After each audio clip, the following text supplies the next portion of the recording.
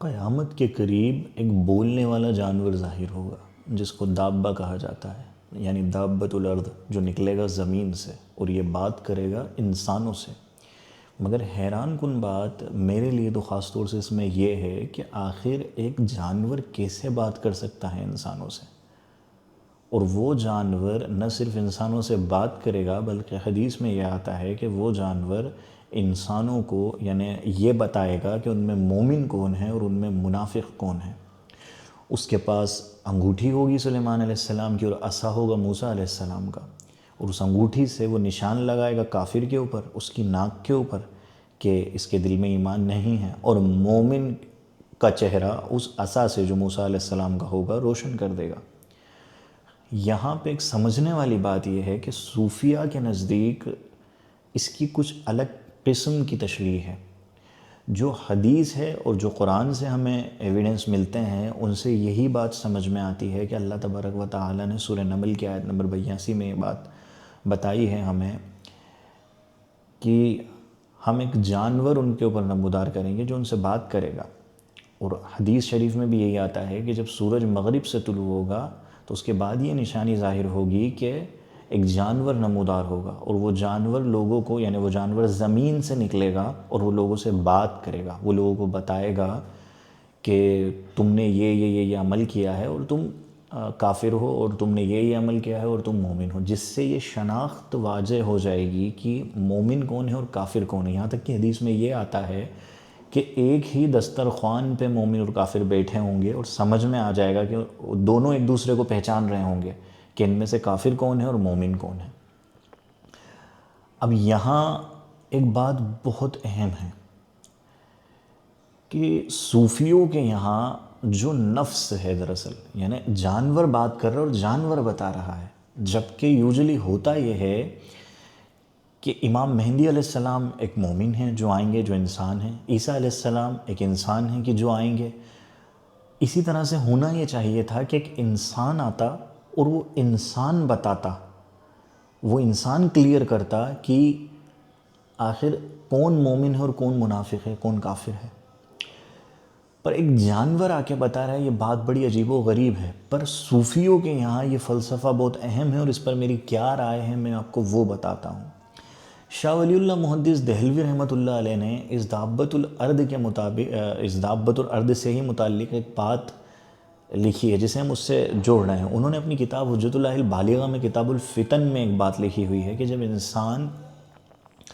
جانوروں کی طرح حرکتیں کرنے لگتا ہے، یعنی وہ پوری طرح سے جنسی خواہشات اور دنیاوی خواہشات اور دنیاوی رغبت اور دنیاوی کاموں میں لگتا ہے اور اللہ تبارک و تعالیٰ کو بھول چکا ہوتا ہے،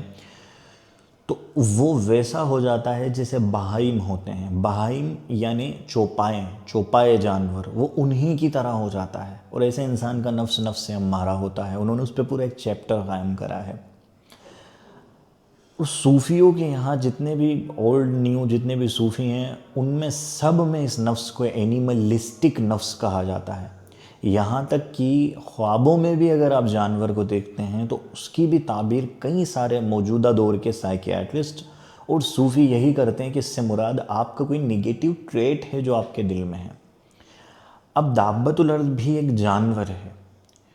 اور امام کاشانی رحمۃ اللہ علیہ نے، جو کہ ابن عربی رحمۃ اللہ علیہ کے فالوور بھی ہیں اور ایک صوفی مفسر بھی ہیں، انہوں نے بھی اس کے متعلق یہی لکھا ہے کہ جب انسان کا نفس انتہا گندا ہو جاتا ہے تو وہی قیامت میں اس نفس ہی کی وجہ سے یہ دابۃ الارض اس کی صلاحیتیں لے کے نکلے گا، کیونکہ لوگوں کا نفس اتنا گندا ہو چکا ہوگا کہ وہ بالکل جانوروں کی سی حرکتیں کرنے لگیں گے، اور وہی ان کا نفس ان سے آ کے بات کرے گا۔ اب یہ بات کرنا اور مومن و منافق بتانا، اس کا تعلق اگر ہم جوڑیں آج کل کے دور کے جتنے بھی ٹاپ سائیکیاٹرسٹ ہیں، جیسے دو اسکول آف تھاٹ ہے، فرائیڈین اسکول آف تھاٹ ہے، ایک دوسرا ہے Jungian school of thought, Carl Gustav Jung یا جنگ دونوں اسی کے نام ہیں۔ تو جنگین اسکول آف تھاٹ جو ہے وہ یہ بولتا ہے کہ انسان کے اندر جتنی بھی برائیاں موجود ہیں وہ ساری برائیاں دراصل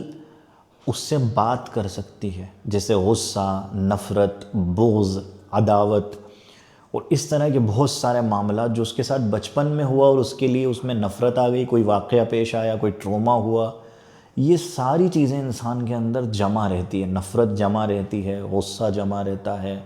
حسد جمع رہتا ہے، دنیاوی لالچ جمع رہتا ہے۔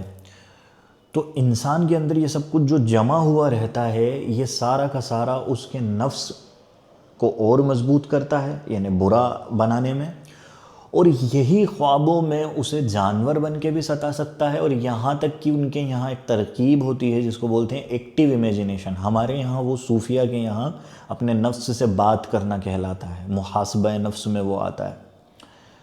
تو اب وہاں پر بھی ان کا کہنا یہی ہے کہ یہ جو نفس ہے، جب آپ آنکھ بند کر کے غور کریں اور اس سے بات کرنے کی کوشش کریں، اس کو انہوں نے شیڈو نام دیا ہے، اور اس شیڈو کو انوائٹ کریں تو یہ آپ سے بات کر سکتا ہے، اور یہ کسی بھی شکل میں آ سکتا ہے۔ یہ آپ کی امیجنیشن ہوتی ہے جو ورک کرتی ہے، وہ امیجنری ورلڈ یعنی عالم مثال کے تھرو آپ سے بات کرے گا، اور آپ کو کہے گا کہ مجھے یہ تکلیف ہے اور میں دنیا میں یہ کرنا چاہتا ہوں، تو میرے لیے یہ کر، مجھے یہ اویلیبل کرا۔ تو انسان اس سے بات کر سکتا ہے، وہ عالم مثال سے تعلق رکھتا ہے۔ اب وہ جو جانور ہے، جو شیڈو ہے، جو جانور کی شکل میں بات کرتا ہے، اس کو اگر ہم جوڑ دیں اس پوری کی پوری تشریح سے، جو میں اتنی دیر سے کرنے کی کوشش کر رہا ہوں، کہ یہ جانور ہی کیوں ہیں، اور اس جانور کو کیسے پتا کہ کوئی مومن ہے اور کوئی منافق ہے۔ اس کو ایسے پتا ہے کہ آج بھی، آج کے دور میں بھی جب آپ کا نفس خراب ہو تو وہ خراب نفس ایک جانور کی صورت میں آپ سے خواب میں کلام کرتا ہے، اور کیونکہ وہ آپ کا اپنا نفس ہے اسی لیے اس کو آپ کے بارے میں سب کچھ پتا ہوتا ہے، اور آپ اس سے آج بھی ہم کلام کر سکتے ہیں، جیسا کہ میں نے آپ کو بتایا کہ سائیکیٹرسٹ ایسا مان رہے ہیں۔ تو قیامت میں کیا ہوگا کہ یہی نفس، کیونکہ ہر شخص کا نفس خراب ہو چکا ہوگا، گندا ہو چکا ہوگا، پوری طرح سے دنیاوی ہو چکا ہوگا، اس کا شیڈو پورا گندا ہو چکا ہوگا، تو پھر کلیکٹیو لیول پہ یہ شیڈو باہر نکل کے آ جائے گا زمین سے ایک جانور بن کے، اور کیونکہ یہ لوگوں کا اپنا ہی نفس ہے، یعنی لوگوں کا اپنا، ایسا سمجھیے آپ کہ جیسے آئینہ ہے، اس کو سب پتہ ہے کہ انہوں نے کیا کیا کام کرے، کیونکہ وہ بنے ہی اس گندگی سے، وہی تو حکم دیتا تھا اندر، پر اللہ نے اب اس کو ایک جانور کی شکل بنا دیا، یعنی نفس ہی حکم دیتا تھا اور نفس ہی سے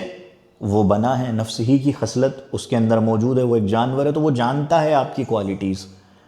تو وہ جانتا ہے کہ آپ نے کیا برا کرا، وہ جانتا ہے کہ آخر آپ کس طرح سے اپنی زندگی کو بتا رہے تھے، اور وہ آپ کے اوپر ایک نشان لگا کے جاتا ہے۔ تو دابۃ الارض کے متعلق جو صحیح بات مجھے لگتی ہے کہ ایک جانور کیسے کسی منافق اور مومن میں فرق کر سکتا ہے، تو وہ جانور وہی جانور ہے جو آپ کے نفس کا آئینہ ہوگا، اور قیامت میں اللہ اسے کلیکٹیو لیول پہ لا کے کھڑا کر دے گا۔ وہ اس لیے کیونکہ سورج غروب ہو چکا ہوگا، اب توبہ کا دروازہ بند ہو چکا ہے، لہٰذا وہ اللہ کی نعمتیں بیان کرنے کے لیے آئے گا کہ تم اسے جھٹلاتے تھے، تم یہ کرتے تھے، تم یہ کرتے ہو اب بھی،